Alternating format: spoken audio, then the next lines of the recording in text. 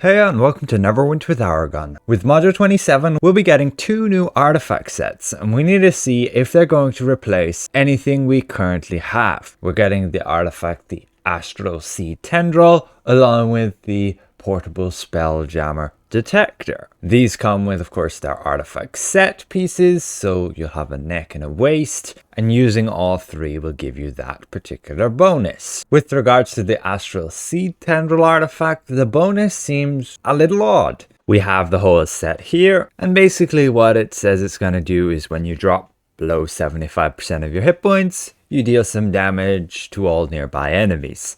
On the tooltip, it states just over 25,000. And then when you drop to 25% of your health, you'll basically deal double that damage to all nearby enemies. But then both of these effects have like a survivability thing to it.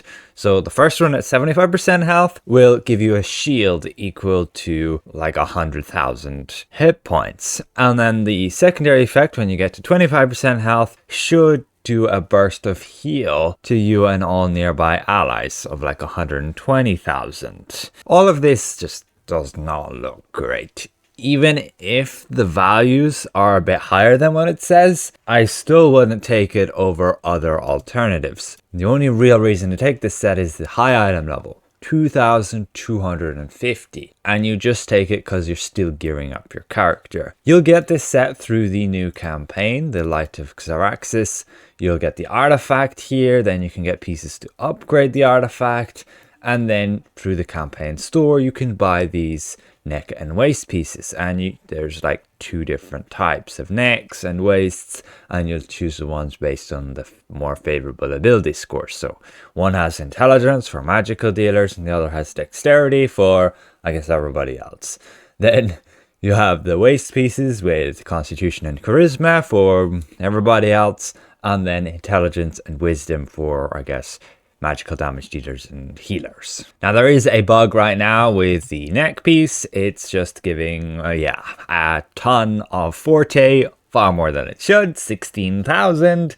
That should only be 1,600. So they've slapped on an extra 0 there accidentally in the decimals. I'll assume that'll get fixed, but the damage of this is actually pretty abysmal. When we do get to that 75% of our health, yes, we're going to do some damage to the enemy and give us some shield. So you can see here, it was going to trigger on the next hit.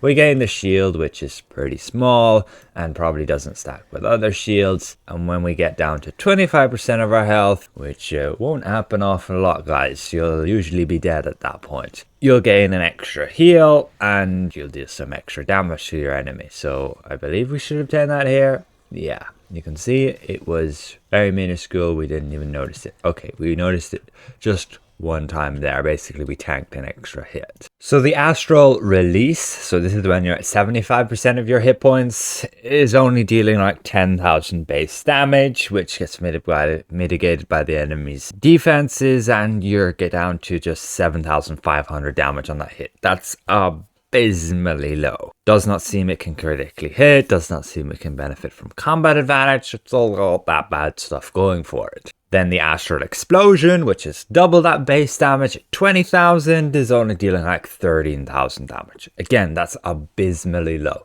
It's really terrible, this artifact set. I would not take it. Again, only use it if it's stepping stone stuff, just to get the item level boost so you can work towards getting something better. But then there's the artifact, the Astral Tendril. It at least looks a little bit more promising for what it can do. And that shows in the test results. So it's going to deal some damage to all nearby enemies, and it's going to heal you over time for each target hit. Now, the first thing to note with that is it only lasts 6 seconds, not 12 seconds. So the way we can test this, we summon all these dummies, and here you can see where the artifact's actually good. We cast the artifact, and it's going to give you a lot of healing. Probably not enough to outdo all these guys, but it's still a lot of healing. But it only lasts 6 seconds because he's already gone, and the cooldown on the artifact is not even down to 50 seconds. So it's only hitting like 7 times versus what it should be at least at 12 times, if not 13. But the heal on it is actually pretty great. Like, it heals us for 1,000,000 over that course of 5 seconds, 6 seconds when it should be 12 seconds. But that's still like the best artifact to heal you through taking a lot of damage versus enemy groups. And the damage on it's not bad either. It dealt, yeah, nearly 900,000 versus those 6 targets. That again should be like doubled when you're versus multiple enemies. So it has a place. It has a place in the game, mainly for solo content, I would say, specifically to heal you and deal the damage. I still am 100% going to go with like my Envenomed Storyteller journal if I have it. My Wizard I don't, my Rogue I do, Paladin I do, and I'm not sure those Storytellers are ever coming back. They have said they would though, but I don't know when. But then we got to test the other artifact, the Portable Spelljammer Detector. Now this one is a debuff. It's actually going to increase the damage the target takes from everybody. Yay!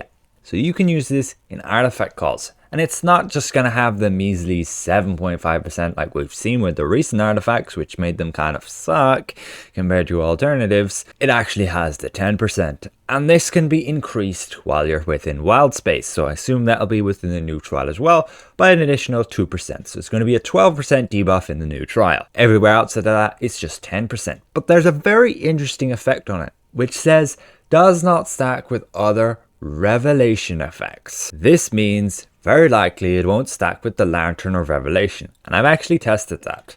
So we went and used this artifact on our target, and when we first tested, does it actually increase our damage? Does that effect work? You can see it does give the debuff, and so it is taking increased damage. That works, and we did test it mathematically. We got our base damage there, we can see we get an increase with the Spelljammer, and then we compared it to Lantern. And the reason the Spelljammer was actually giving us a bit more damage boost was because it also increases our critical severity, which most people won't build around, so that'll be kind of irrelevant. So basically they have the same damage buff, 10%, again increasing further within wild space just by a little bit, but it does not stack with the Lantern, as you may have predicted. That does not stack with Revelation effect, is just a direct hint towards the Lantern, not stacking with that. You can see the Lantern is called the Lantern of Revelation, and when you read through the text you can see it's supposed to like reveal nearby enemies. So that artifact is definitely going on this list up there with all of the other 10% artifacts, so it'll be very good to use in a group. But as a damage dealer, it'll be very nice to have the extra 1500 item level and be able to use it as primary, and I would recommend getting this one versus what we've had before with Marilith, Wand of Domination, Mystic Bolt, so on. Those debuffs were pretty underwhelming, but you were using them just for the high item level. In terms of upgrading, the Spelljammer just has the usual stuff, nothing fancy, which is excellent. We don't need any of that like with the previous ones. However, the Astral Seed will need the special ingredients from your campaign. If item level is not so important, I should still be able to use my Lantern, and that wouldn't be a big deal there really, and it still won't be. The benefit of the Lantern is unbound. I can sell it, I can transfer it to characters, and that's all fine. The new artifact will be bound to your character. You cannot unbind it, you cannot trade it then, and it's just stuck on your one character. That's been the common trend with all the newer artifacts, so it's up to you whether you want to spend that to get it on the character, and then you might want to get it on all the other characters. But you may ask, where does that come from? Well, it's coming from the new trial, but not just the master version of the trial.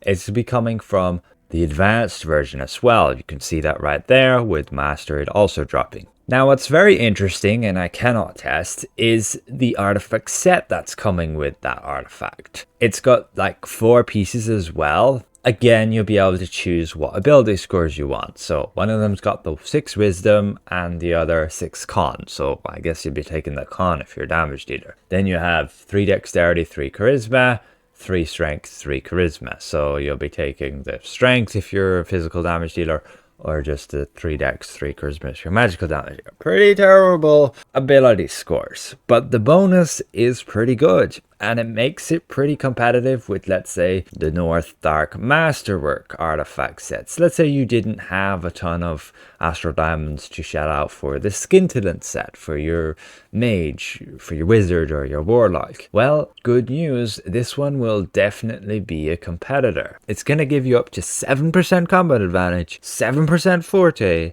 and 7% healing. Not really sure the viability of this set for healers. Again, you're still going to go with Stani, Apocalypse, Marilith to support the team, at least in endgame. You can of course use this as stepping stone gear on your healer, even on your tank if you wish, but for a damage dealer, that's pretty good. 7% combat advantage, 7% forte. You can make use of both of those, and since it has a 10-second duration on the stacks, you should very readily be able to keep those stacks up, particularly on a wizard and a warlock, maybe struggling a bit more on a rogue, and you'll probably still want on a rogue to go with the Mythalar set for maximum damage, or the Marilith set for soloing or team support damage. Ultimately, if you have not bought the Scintillant set, you haven't spent a ton recently on getting a new set, these will be something to look forward to. And again, they'll be coming from the advanced mode of the trial, not just master, meaning they should drop in price significantly after the first week or so.